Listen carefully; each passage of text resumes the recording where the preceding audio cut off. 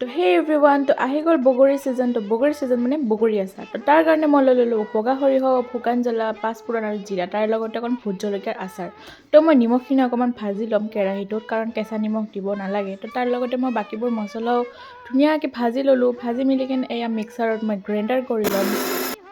তো তাৰপিছত মই মছলাবোৰ ওলাই ল'লোঁ। ওলাই কিনে মই কেৰাহীত পূৰা পিয়ৰ সৰিয়হ তেল দি তাৰপিছত তেলত দিলোঁ শুকান জলকীয়া, তাৰে লগত পাঁচফোৰণ, বগৰী গোটেইবোৰ দি কেনে অকণমান ভালকৈ লৰাই মেলি অকণমান গলি যোৱাৰ পিছত আমি দিলোঁ বগা সৰিয়হ, নিমখ, তো মা মছলাবোৰ যিবোৰ পিচি লৈছিলোঁ মিক্সাৰত, তাৰ লগতে জলকীয়া গুড়ি দিলোঁ, যিহেতু মানে টেঙা আচাৰ বনাম আৰু জ্বলা আচাৰ ন।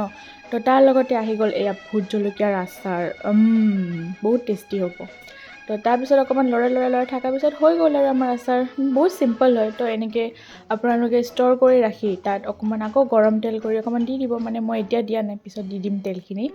তো এয়া হৈ গ'ল আমাৰ বগৰী আচাৰ।